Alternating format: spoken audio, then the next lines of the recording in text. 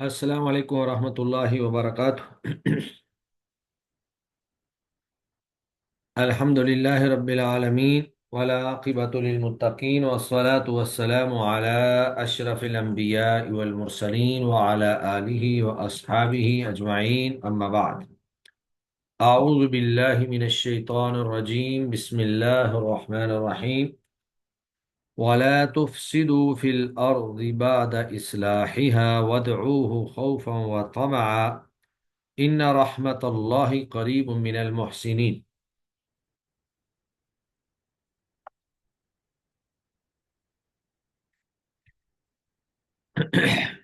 कल के सबक में हमने अल्लाह रब्बुल इज़्ज़त की कुदरत के चंद मज़ाहिर के बारे में पढ़ा कि तुम्हारा रब वो अल्लाह है जिसने आसमानों ज़मीन को 6 दिन में पैदा किया, फिर वो अर्श पर मुस्तवी हो गया। वो दिन को रात में और रात को दिन में दाखिल करता है, और उसी अल्लाह ने ही सूरज, चाँद और सितारों को मुसख्खर कर दिया। खबरदार उसी के लिए तख्लीक है और वही हुक्म सादिर करने का हकदार है। तो अल्लाह की कुदरत, अल्लाह की ताकत को बयान करने के बाद अल्लाह फरमाते हैं कि तुम उसी अल्लाह को पुकारो।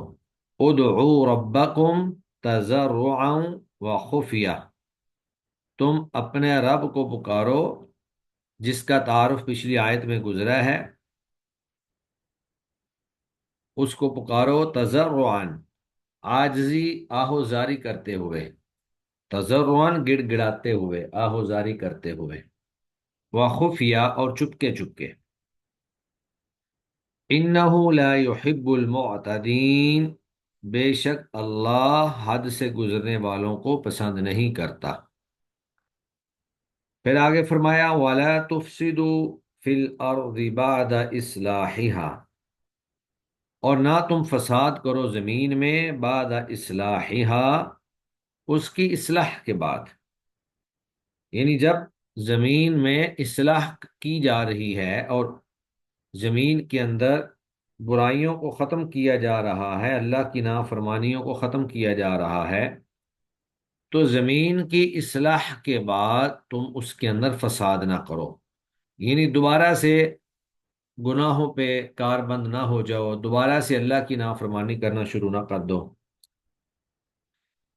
वदऊहु खौफन व तमआ, और अल्लाह को पुकारो खौफन, डरते हुए, अल्लाह के अजाब से डरते हुए, व तमआ, और अल्लाह की रहमत की उम्मीद रखते हुए। यानी खौफ और रहमत के दरमियान दरमियान रहकर। इसकी मैं अभी थोड़ी सी तफसीर करता हूँ, आयत का तर्जमा पूरा कर लें। इन्ना रहमतुल्लाहि, बेशक अल्लाह की रहमत, करीब मिनल मुहसिनीन, ये एहसान करने वालों के बहुत करीब है। तो इन दो आयात में अल्लाह रब्बुल इज़्ज़त ने 4 चीज़ों की तलकीन की है। इन दो आयात में अल्लाह रब्बुल इज़्ज़त ने 4 चीज़ों की तलकीन की है। पहली आयत में अल्लाह फरमाते हैं उदउ रब्बकुम तज़र्रुअन व खुफिया, कि अपने अल्लाह को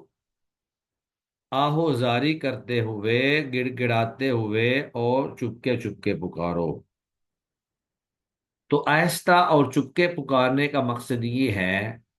कि तुम्हारी मुनाजात, तुम्हारी सरगोशी, तुम्हारी गुफ्तगू अल्लाह और तुम्हारे दरमियान रहे, कोई तीसरा शख्स जो है वो इसको ना सुन सके। और फिर अल्लाह रब्बुल इज़्ज़त ऐसी ज़ात है कि जो तुम्हारी हर बात को, बेशक तुम आहिस्ता ही पुकारो, तुम्हारी हर बात को अल्लाह सुनता है। जिस तरह के बुखारी शरीफ की हदीस है, अल्लाह के नबी सल्लल्लाहु अलैहि वसल्लम ने फरमाया कि तुम पस्त आवाज से अपने अल्लाह को पुकारो, क्योंकि अल्लाह ना तो बहरा है और ना ही गायब है, वो तुम्हारी दुआएं सुनने वाला है और तुम्हारे करीब है। जिस तरह के अल्लाह फरमाते हैं व इज़ा सअलका इबादी अन्नी फ़इन्नी करीब, और जब आपसे मेरे बारे में मेरे बंदे सवाल करें तो आप उनको बता दें कि मैं तुम्हारे बहुत करीब हूँ। اور دوسری جگہ فرمایا وَنَحْنُ أَقْرَبُ إِلَيْهِ مِنْ حَبْلِ الْوَرِيدِ، ہم انسان کی شاہ رخ سے بھی اس کے زیادہ قریب ہیں۔ تو اللہ ہمارے بالکل قریب ہے، ہم پکاریں تو صحیح، اخلاص کے ساتھ، عاجزی انکساری کے ساتھ، تضرع کے ساتھ، گڑ گڑاتے ہوئے اللہ کو پکاریں تو آپ اللہ کو ہر جگہ پائیں گے۔ تو ایک بات تو یہ ہے کہ اللہ کو آہستہ آواز سے پکاریں، اور دوسرا انہ لا يحب المعتدین، اللہ حد سے گزرنے والوں کو پسند نہیں کرتا۔ تو اس کا تعلق جو ہے وہ ادعو ربکم سے ہے، یعنی دعا کے اندر تم زیادتی نہ کرو، دعا کے اندر تکلف نہ کرو اور بے جا شرطیں نہ لگاؤ۔ حدیث شریف کے اندر موجود ہے، عبداللہ بن مغفل رضی اللہ تعالی عنہ، ان کے سامنے ان کے بیٹے نے اللہ سے یہ دعا مانگی کہ اے اللہ، میں تجھ سے جنت کی دائیں جانب سفید محل کا سوال کرتا ہوں۔ تو ابن مغفل نے فرمایا کہ اے بیٹے، اللہ سے جنت مانگو اور جہنم کی پناہ طلب کرو۔ اس طرح کر کے منتخب کرنا کہ جنت کی دائیں جانب اس طرح کا محال دے دے، تو یہ دعا کے اندر زیادتی ہے، حد سے بڑھنا ہے۔ اللہ سے بس دعا کرو کہ اے اللہ مجھے جنت عطا کر دے اور مجھے جہنم سے بچا لے۔ اور پھر اس کے بعد نبی کریم صلی اللہ علیہ وسلم کی یہ حدیث مبارکہ سنائی کہ سَيَكُونُ فِي هَذِهِ الْأُمَّةِ قَوْمٌ يَعْتَدُونَ فِي الطُّهُورِ وَالدُّعَاءِ، ان قریب اس امت میں ایسے لوگ ہوں گے جو طہارت اور دعا میں حد سے بڑھ جائیں گے، عجیب و غریب قسم کی دعائیں کریں گے، عجیب و غریب قسم کی شرائط لگائیں گے۔ تو اللہ تعالیٰ سے جنت کی دعا کرنی چاہیے، اللہ جنت عطا کر دے اور جہنم سے اللہ بچا لے۔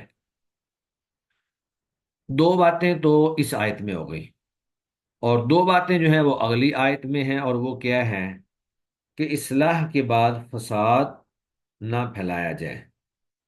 یعنی اللہ کی نافرمانی کر کے زمین کے اندر فساد برپا نہ کیا جائے۔ تو اللہ کی نافرمانی کرنا یہ سب سے بڑا فساد ہے۔ اللہ کی نافرمانی میں جب کوئی شخص چوری کرے گا، ڈکیتی کرے گا، قتل و غارت گری کرے گا، زنا کرے گا، دیگر گناہ کرے گا، تو اللہ کی نافرمانی میں جو بھی گناہ کرے گا اس سے فساد برپا ہوگا۔ اور اس کے بعد پھر وَادْعُوهُ خَوْفًا وَطَمَعًا، چوتھی بات جو ہے وہ یہاں پر بیان فرمائی کہ ایمان خوف اور امید کی درمیانی حالت کا نام ہے۔ ایمان خوف اور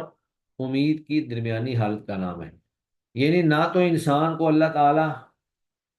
سے اتنا ڈر جانا چاہیے کہ بندہ سمجھے کہ جی مجھے تو جنت ملے گی نہیں، میں تو جہنمی ہوں پکا، اور نہ اللہ تعالی سے اتنی امید لگا دی جائے کہ انسان عمل ہی چھوڑ بیٹھے کہ اللہ بڑا رحیم ہے، اللہ تو معاف کر دے گا لہذا عمل کرنے کی ضرورت نہیں ہے۔ تو اللہ کے عذاب سے ڈرتے بھی رہنا چاہیے اور اللہ کی رحمت کی امید بھی رکھنی چاہیے۔ تو کسی بھی مومن بندے کا جو ایمان ہوتا ہے وہ اللہ کے عذاب کے ڈر اور اللہ کی رحمت کی امید کے درمیان ہوتا ہے۔ حضرت عمر رضی اللہ تعالی عنہ سے مروی ہے، فرماتے ہیں کہ اگر اللہ یہ اعلان کر دیں کہ سارے انسان جہنم میں جائیں گے، صرف ایک شخص جنت میں جائے گا، تو میں اللہ سے یہ امید رکھوں گا کہ شاید وہ جنت میں جانے والا شخص میں ہوں گا۔ اور اسی طرح اگر اللہ یہ اعلان کر دیں کہ سارے لوگ جنت میں جائیں گے، ایک شخص جو ہے وہ جہنم میں جائے گا، تو مجھے یہ خوف ہوگا کہ شاید کہیں وہ میں نہ ہوں۔ یعنی اللہ کے عذاب کا خوف اور اللہ کی رحمت کی امید، خوف اور رجا، اس کو اہل علم کہتے ہیں خوف اور رجا کی درمیانی حالت کا نام ایمان ہے۔ اس کے بعد پھر اللہ رب العزت نے یہ ساری چیزیں، اپنی ربوبیت اور ساری چیزیں بیان کرنے کے بعد دوبارہ سے اللہ مردوں کو زندہ کرنے کا اس بات کر رہے ہیں۔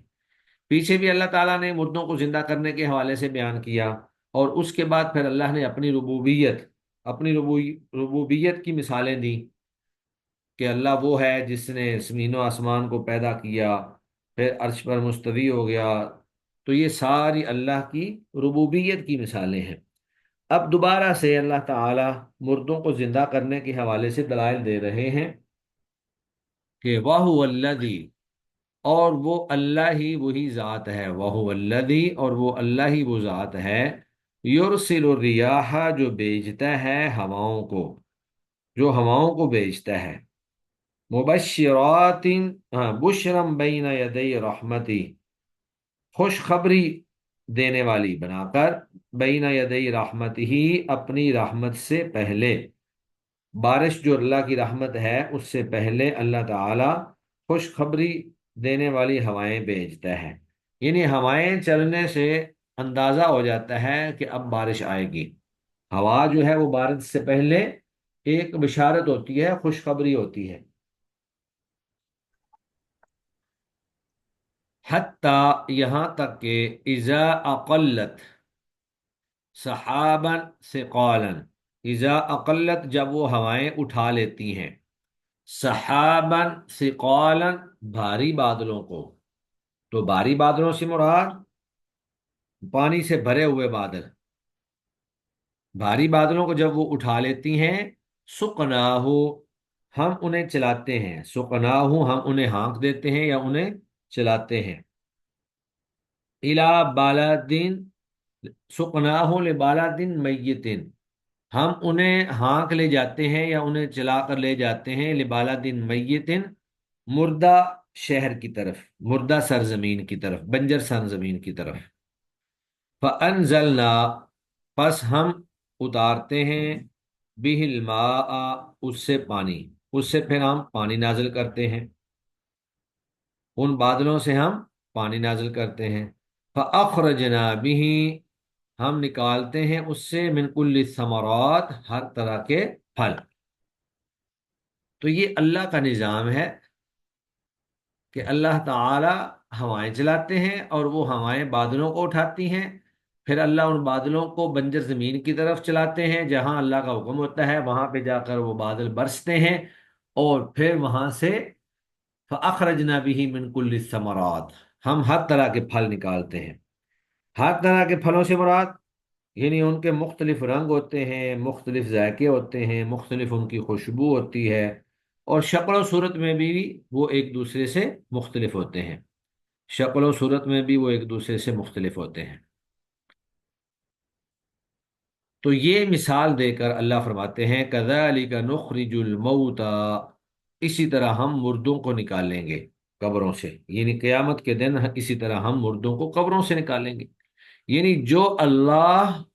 مردہ زمین کو زندہ کر سکتا ہے، مردہ زمین کے اندر زندگی پیدا کر سکتا ہے، مردہ زمین، بنجر زمین کے اندر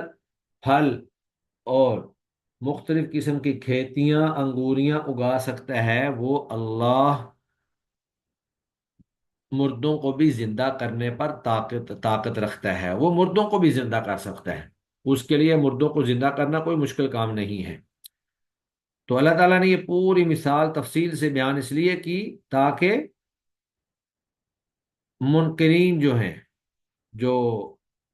دوبارہ زندگی کے منکر ہیں، جو سمجھتے ہیں کہ جی دوبارہ تو کوئی زندہ نہیں کرے گا، تو اللہ نے ان کو سمجھانے کے لیے یہ پوری ایک تفصیلی مثال بیان فرمائی، کذالک نخرج الموتى، اسی طرح ہم مردوں کو نکالیں گے قبروں سے، لعلکم تذکرون، تاکہ تم نصیحت پکڑو، یعنی یہ مثال دی تاکہ تم نصیحت پکڑو۔ اور اللہ رب العزت نے جو قیامت کے دن زندہ کرنے کا حکم دے رکھا ہے، جو نظام بنایا ہے، اس نظام کو سمجھ کر اپنی اصلاح کرو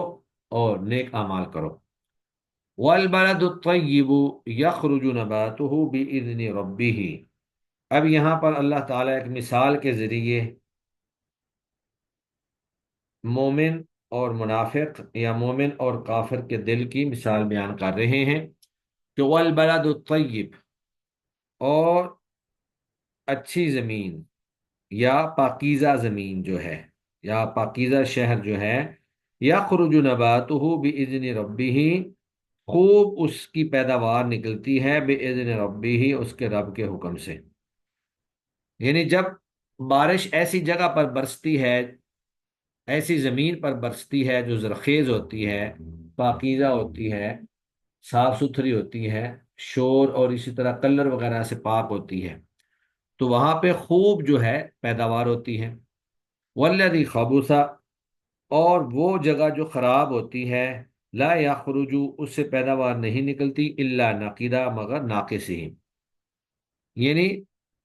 شور والی جگہ یا نکمی جگہ، جہاں پہ گندگی وغیرہ ہی پڑی ہوئی ہو، صاف مٹی نہ ہو، تو وہاں سے جھاڑیاں اور اس طرح کے خضر و پودے جو ہیں وہی وہاں پہ اگتے ہیں۔ کذالک نصرف الآیات،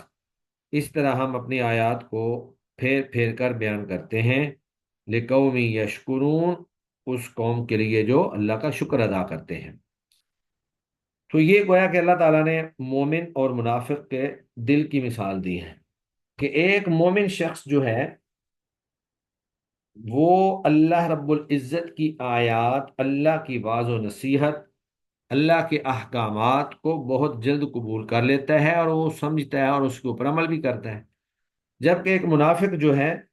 اس کی مثال اس بنجر زمین کی سی ہے، یا خبیث جگہ اور مقام کی سی ہے، جس پر بارش بھی برس جائے تو وہاں سے کوئی مفید یا کوئی اچھی چیز نہیں اگتی، بلکہ جھاڑیاں ہی اگتی ہیں، خاردار جھاڑیاں جو نقصان دہ ہوتی ہیں۔ تو اللہ رب العزت نے یہاں پر مردوں کو زندہ کرنے کی مثال بیان کرنے کے بعد اب مختلف انبیاء کرام کی دعوت اور ان کا جو پیغام تھا، جو انہوں نے اپنے لوگوں کو، اپنی قوم کو، اپنی امتوں کو دیا، تو اللہ رب العزت نے جتنے بھی انبیاء کرام کو دنیا پر بھیجا، تمام کے تمام انبیاء کا ایک ہی پیغام تھا، اور وہ کیا پیغام تھا؟ وہ پیغام تھا توحید، کہ ایک اللہ کی عبادت کرو، اللہ کے سوا تمہارا کوئی معبود نہیں ہے، اللہ کے سوا تمہارا کوئی معبود برحق نہیں ہے، صرف اللہ ہی تمہارا معبود ہے۔ لیکن تمام قوموں نے، تمام ملتوں نے، سب لوگوں نے وہ ایک ہی انداز جو ہے وہ سب کے اندر موجود ہے، کہ سب نے آگے سے اپنے انبیاء کرام کی دعوت کو ٹھکرایا، بلکہ ان کے اوپر تنقید کی، ان کے اوپر اعتراضات کیے، ان کو طرح طرح کے القاب سے پکارا۔ لیکن انبیاء کرام جو ہیں وہ اپنی دعوت پر، اپنے مشن پر قائم رہے، حتیٰ کہ انہوں نے حجت پوری کر دی، اور جو قوم نافرمان، باغی اور سرکش رہی، اللہ رب العزت کی طرف سے ان کے اوپر عذاب آیا، اللہ تعالیٰ نے ان کو ہلاک کر دیا اور تباہ و برباد کر دیا۔ تو سب سے پہلے اللہ تعالیٰ نے آدم علیہ الصلاۃ والسلام کے بعد سیدنا نوح علیہ الصلاۃ والسلام کو بھیجا۔ حضرت نوح علیہ الصلاۃ والسلام اور حضرت آدم علیہ الصلاۃ والسلام کے درمیان 10 نسلوں کا یا 10 قرنوں اور پشتوں کا فاصلہ ہے، یعنی نوح علیہ الصلاۃ والسلام سے لے کر آدم علیہ الصلاۃ والسلام تک 10 نسلیں گزر چکی تھیں۔ تو اس کے بعد اللہ تعالیٰ نے نوح علیہ السلام کو بھیجا۔ حضرت نوح علیہ الصلاۃ والسلام سے کچھ پہلے تک لوگ جو ہیں وہ توحید پر قائم رہے، اسلام پر قائم رہے، پھر آہستہ آہستہ ان کے اندر شرک آتا چلا گیا، اور شرک اس طرح آیا کہ آدم علیہ الصلاۃ والسلام کی اولاد میں جو نیک لوگ تھے، اللہ کی عبادت کرنے والے، اللہ کی اطاعت اور فرما برداری کرنے والے، وہ ایک ایک کر کے فوت ہو گئے۔ اب شیطان ان کے پاس آیا اور انہیں کہا کہ دیکھو تمہارے وہ بزرگ اور نیک لوگ جو ہیں وہ فوت ہو گئے ہیں، تو وہ دیکھو کتنے نیک تھے، تم اتنے نیک نہیں ہو، تم اس طرح کرو، ان کی نا تصویریں بنا کر اپنے گھروں کے اندر یا عبادت خانوں کے اندر لٹکا دو، تاکہ ان کو دیکھ کر تمہیں بھی عبادت کی ترغیب ہو، اللہ کے ذکر کی ترغیب ہو، اور تم بھی ان کی طرح نیک بننے کی کوشش کرو۔ تو پہلے تو انہوں نے تصویریں بنائی اس غرض سے کہ ان کو دیکھ کر ہمارے اندر بھی عبادت کا جذبہ جو ہے وہ پیدا ہوگا۔ پھر کچھ عرصہ گزرا تو شیطان ان کی نسل کے پاس آیا کہ دیکھو تمہارے بڑوں نے یہ تصویریں بنائی تھیں، تو تصویریں کاغذ کے اوپر یا کہیں پہ یہ تو ختم ہو جاتی ہیں، تم اس طرح کرو ان کے نا مجسمے بنا دو تاکہ وہ محفوظ رہیں۔ تو انہوں نے ان کے مجسمے بنا دیے۔ اب پھر کچھ عرصہ گزرا تو شیطان نے ان سے آ کر کہا کہ دیکھو یہ جو مجسمے ہیں، تمہارے آباء و اجداد اور بڑے جو تھے وہ ان کی عبادت کیا کرتے تھے، کیونکہ یہ اللہ کے نیک لوگ تھے اور اللہ تعالیٰ ان کی دعا کو رد نہیں کرتا۔ تم ان سے مانگو اور یہ تمہیں اللہ سے لے کر دیں گے۔ تو لوگوں نے آہستہ آہستہ ان مجسموں کی عبادت کرنا شروع کر دی۔ تو سورہ نوح کے اندر اللہ تعالیٰ نے ان کے نام ذکر کیے ہیں، ودم والا سواع والا یغوس و یعوق و نصر، یعنی ود، سواع، یعوق، یغوس اور نصر، یہ 5 نیک بندے تھے جن کے انہوں نے بت بنائے، اور پھر ان بتوں سے انہوں نے نظر و نیاز مانگنا شروع کر دی، ان سے اولاد مانگنا شروع کر دی، ان کو حاجت روا اور مشکل کشا جو ہے وہ سمجھنا شروع کر دیا، اور اس طرح کر کے وہ شرک کے اندر مبتلا ہو گئے۔ تو جب وہ شرک میں مبتلا ہو گئے تو اللہ تعالیٰ نے ان کی اصلاح کے لیے حضرت نوح علیہ الصلاۃ والسلام کو بھیجا۔ تو جب اللہ تعالیٰ نے حضرت نوح علیہ الصلاۃ والسلام کو بھیجا تو انہوں نے جا کر انہیں نصیحت کی، تبلیغ کی، لیکن قوم کے چودھری قسم کے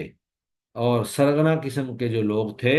انہوں نے الٹا نوح علیہ الصلاۃ والسلام کو گمراہ قرار دے دیا۔ تو پھر ایک وقت وہ آیا کہ نوح علیہ الصلاۃ والسلام نے اللہ سے دعا کی کہ یا اللہ یہ سیدھے راہ پہ نہیں آتے، تو انہیں تباہ و برباد کر دے۔ سورہ نوح کے اندر اس کی پوری تفصیلات موجود ہیں۔ 950 سال انہوں نے تبلیغ کی، چند لوگوں کے سوا کوئی بھی مسلمان نہ ہوا۔ تو پھر اللہ تعالیٰ نے نوح علیہ الصلاۃ والسلام سے کہا کہ آپ کشتی تیار کریں۔ نوح علیہ السلام نے کشتی تیار کی اور اس میں ایماندار لوگوں کو ساتھ بٹھا دیا، اور پھر اللہ رب العزت نے ان کے اوپر ایسا سیلاب اور ایسا طوفان بھیجا، پانی اتنا بھیجا کہ ساری کی ساری قوم کو غرق کر دیا، سوائے ان لوگوں کے جو حضرت نوح علیہ الصلاۃ والسلام کی کشتی میں موجود تھے۔ تو یہ ساری تفصیلات اللہ تعالیٰ نے سورہ نوح میں اور دیگر مختلف متعدد مقامات پر یہ چیزیں بیان فرمائی ہیں۔ یہاں اختصار کے ساتھ صرف نوح علیہ الصلاۃ والسلام کی دعوت،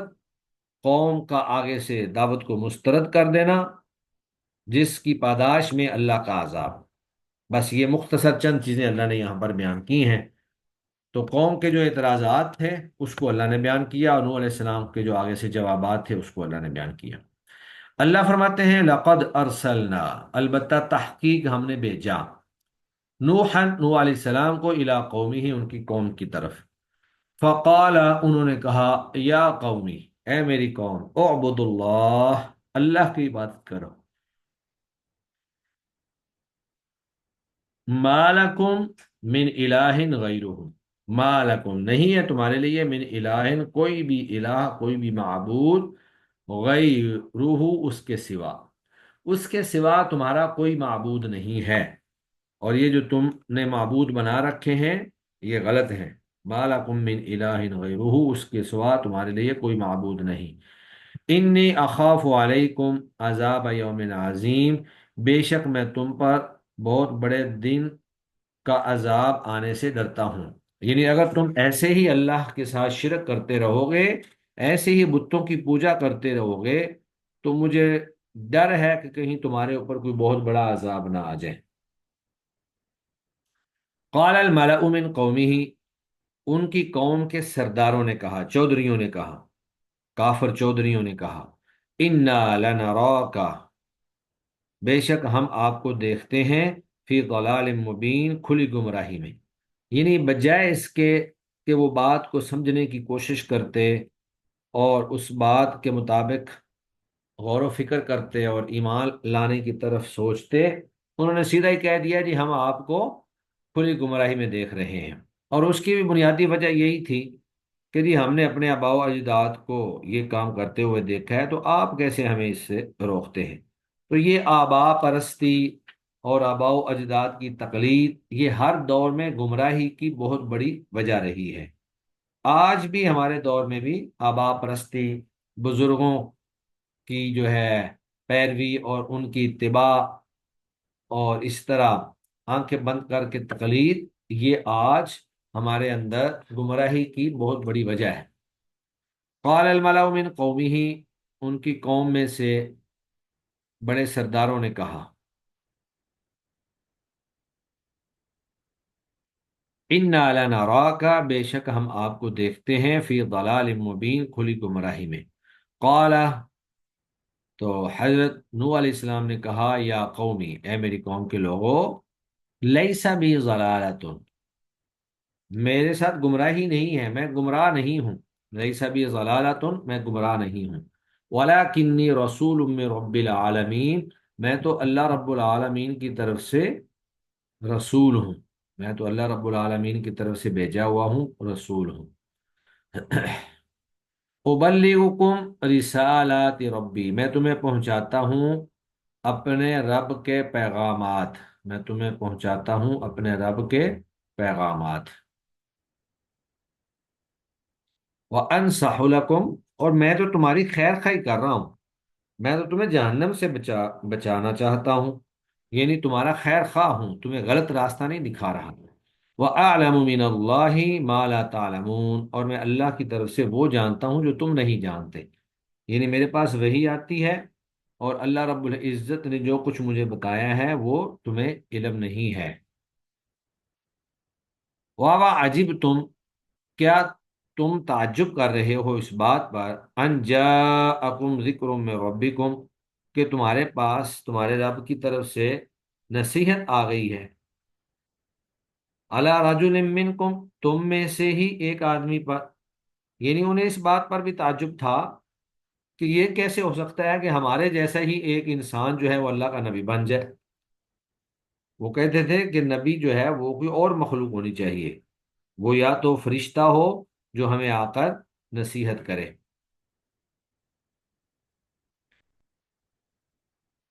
لِيُنذِرَكُمْ، تاکہ وہ تمہیں ڈرائے، یعنی تمہیں اس بات پر تعجب ہے کہ تمہارے پاس تمہارے رب کی نصیحت ایک آدمی پر آ گئی ہے جو تمہیں میں سے ہے، تاکہ وہ تمہیں ڈرائے۔ وَلِتَتَّقُوا، اور تاکہ تم پرہیزگاری اختیار کرو، وَلَعَلَّكُمْ تُرْحَمُونَ، اور تاکہ تم پر رحم کیا جائے۔ تو حضرت نوح علیہ السلام نے 950 سال تک ان کو واضح نصیحت کی، ان کو سمجھایا، ان کو سیدھے رستے کی طرف رہنمائی کی، لیکن قوم جو ہے وہ اپنی ضد پر اڑی رہی، اور آگے سے فَقَذَّبُوهُ، انہوں نے ان کو جٹلا دیا، ان کی تکذیب کر دی۔ فَأَنْجَيْنَاهُ، پس ہم نے نجات دی ان کو بھی، یعنی نوح علیہ السلام کو بھی، وَالَّذِينَ مَعَهُ فِي الْفُلْكِ، اور ان لوگوں کو بھی جو ان کے ساتھ سوار تھے، فی الفلک کی کشتی میں۔ وَأَغْرَقْنَا الَّذِينَ كَذَّبُوا بِآيَاتِنَا، اور ہم نے غرق کر دیا ان سب لوگوں کو، وَأَغْرَقْنَا الَّذِينَ كَذَّبُوا بِآيَاتِنَا، اور ہم نے ان سب لوگوں کو غرق کر دیا جنہوں نے ہماری آیتوں کو جھٹلایا۔ تو تفصیلات جو ہیں وہ آگے پیچھے ہم کئی جگہوں پہ پڑھ چکے ہیں، یا مختلف مقامات پر موجود ہیں، جو میں آپ کے سامنے بیان بھی کر چکا ہوں۔ انہم کانوا قوما عمین، اللہ فرماتے ہیں انہم کانوا قوما عمین، بے شک وہ اندھی قوم تھی، بے شک وہ اندھی قوم تھی، یعنی ان کے پاس بصیرت نہیں تھی، آنکھوں سے دیکھتے تو تھے لیکن اسے اپنانے کے لیے تیار نہیں تھے، بصارت موجود تھی لیکن بصیرت موجود نہیں تھی، بصیرت کے اعتبار سے وہ اندھے تھے۔ اللہ نے ان کو بہت سارے دلائل دیے، حضرت نوح علیہ السلام نے ایک لمبا عرصہ ان کے اندر جو ہے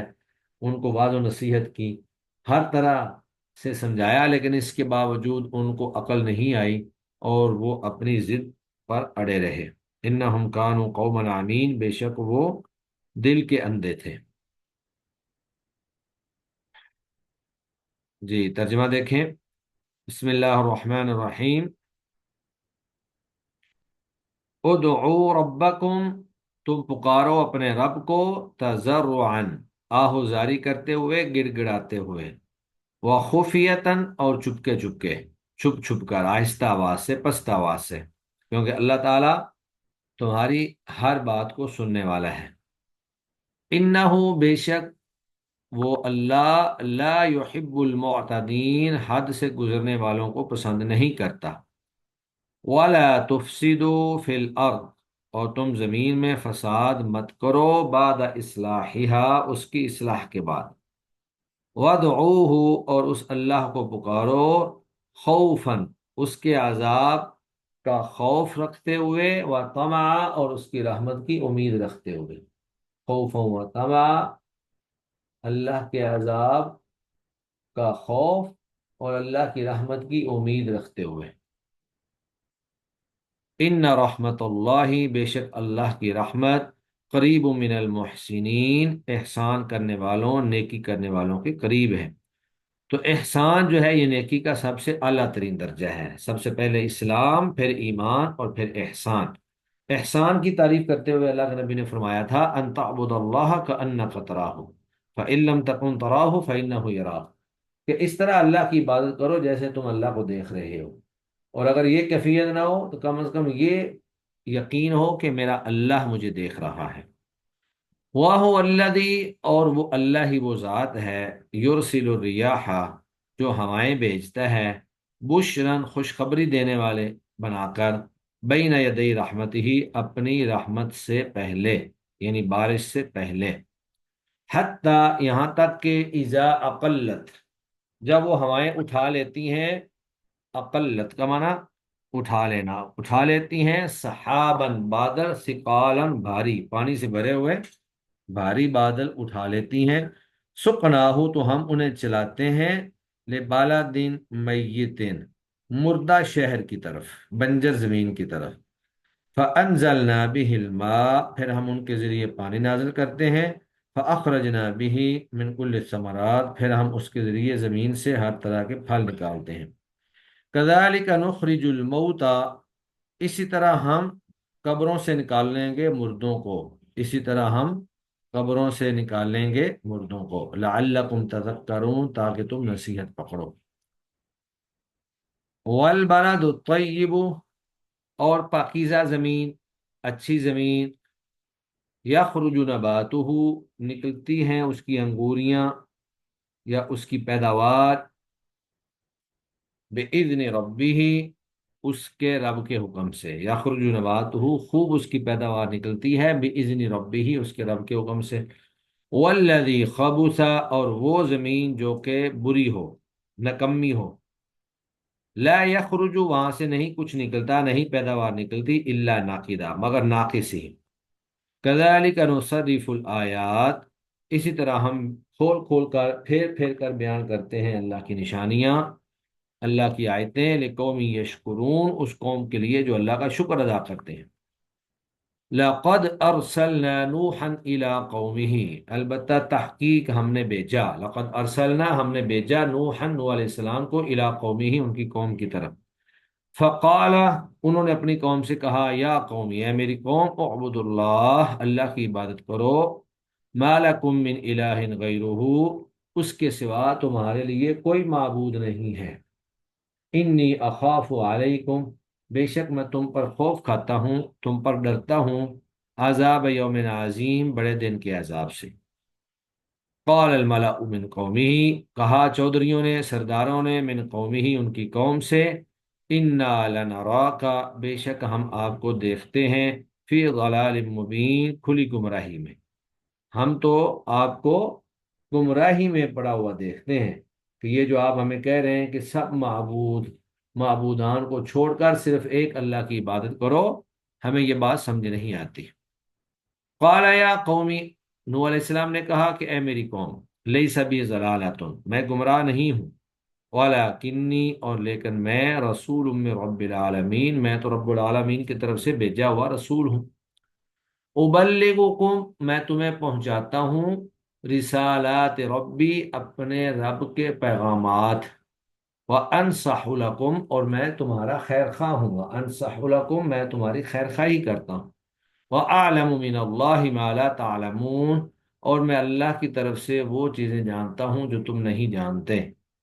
او عجب تم، کیا تم تعجب کر رہے ہو اس بات پر، ان جاءکم، کہ آ گیا ہے تمہارے پاس ذکر من ربکم، تمہارے رب کے پاس سے ذکر یا نصیحت،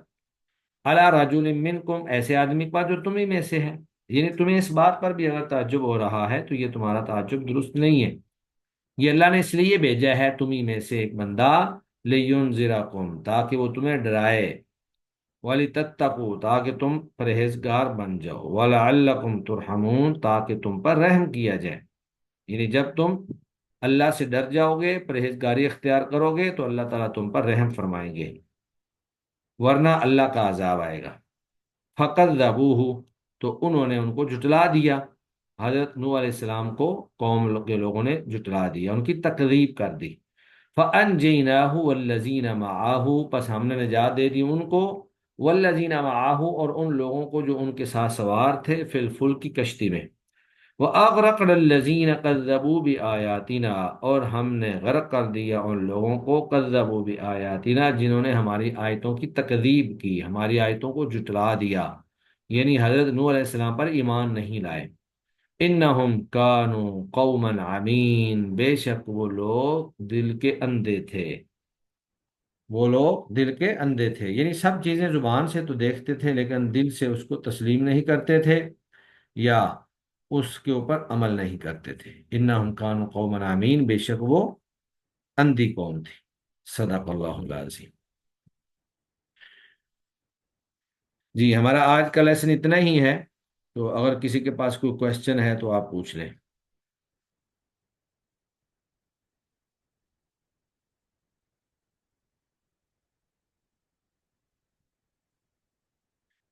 سر یہ بتوں والا بتا دیجیے گا دوبارہ کہ حضرت نوح علیہ السلام کی قوم نے جو شرک اختیار کیا تھا وہ حضرت ابراہیم علیہ السلام کے زمانے کے لوگوں نے اس کو وہ کیا تھا، یہ تھوڑا سا مجھے دوبارہ بتا دیجیے گا پلیز. نہیں نہیں، ابراہیم علیہ السلام تو بہت لیٹ تھے. حضرت آدم علیہ السلام کے بعد فوری طور پر نوح علیہ السلام آئے تھے. تو آدم علیہ السلاۃ والسلام اور نوح علیہ السلاۃ والسلام کے درمیان 10 نسلوں کا فرق تھا. تو یعنی 10 پشتوں کا فرق تھا. نوح علیہ السلام کا اگر شجرہ نسب بولا جائے کہ ان کا باپ فلاں فلاں فلاں بن فلاں، تو وہ 10 نسلیں بنتی ہیں درمیان میں. تو یہ جو شرک کا آغاز ہوا یہ نوح علیہ السلام کے آنے سے پہلے ہو چکا تھا، یعنی آدم علیہ السلاۃ والسلام کے بعد. تو آپ کہہ لیں کہ آدم علیہ السلاۃ والسلام کے دنیا سے رخصت ہونے کے بعد ایک کافی عرصہ تک تو لوگ اسلام پر قائم رہے. تو وہ جتنا بھی عرصہ تھا، اب وہ تاریخ کے اندر موجود تو نہیں ہے کہ جو بھی عرصہ تھا اگر 10 پشتوں کو اندازہ کیا جائے تو آج کل تو ایک پشت جو ہے وہ 25 سے 30 سال میں بدل جاتی ہے، لیکن اس وقت ان کی عمریں لمبی ہوتی تھیں. تو کوئی آپ کہہ لیں کہ کوئی 70% جب عرصہ گزرا آدم علیہ السلام کے بعد، تو لوگوں نے شرک کرنا شروع کر دیا اور شیطان نے ان کو آ کر ورگلایا، شرک کی طرف لگایا. تو یہ شرک کا آغاز جو ہے یہ نوح علیہ السلام کے دور میں ہوا تھا. ہوتا یوں رہا ہے کہ ہر نبی آتا ہے وہ لوگوں کو شرک سے بچاتا ہے، اور لوگ جو ہیں شرک سے دور ہو جاتے ہیں. لیکن جب وہ نبی چلا جاتا ہے اور ایک نبی سے لے کر دوسرے نبی کے درمیان کا جو عرصہ ہوتا ہے، جس کو فترہ کا عرصہ کہا جاتا ہے، تو اس میں لوگ پھر دوبارہ شرک کی طرف چلے جاتے ہیں. تو یہ ہر دور میں ہی ایسے ہوتا رہا. ابراہیم علیہ السلام کے دور میں بھی شرک میں لوگ پڑ گئے، اور پھر اللہ کے نبی صلی اللہ علیہ وسلم کی جب بعثت ہوئی تو اس وقت بھی لوگ شرک میں پڑے ہوئے تھے. لیکن یہ جو یہاں پر تذکرہ ہے نا، یہ حضرت نوح علیہ السلام کے دور سے پہلے کا، یعنی نوح علیہ السلام والسلام کی بعثت سے پہلے کا ہے. تو ان کو سمجھانے کے لیے یا ان کو شرک سے بچانے کے لیے ہی اور ان کو صراط مستقیم پر لگانے کے لیے ہی اللہ تعالیٰ نے نوح علیہ السلام کو مبعوث فرمایا. جزاک اللہ سر، ٹھیک ہے. اچھا جی.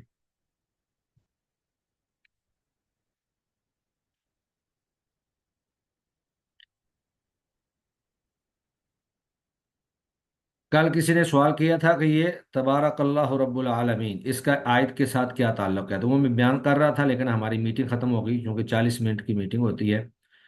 تو اصل میں اس کا مطلب ہے اللہ بابرکت ہے. یعنی جس اللہ نے اتنا کچھ بنایا،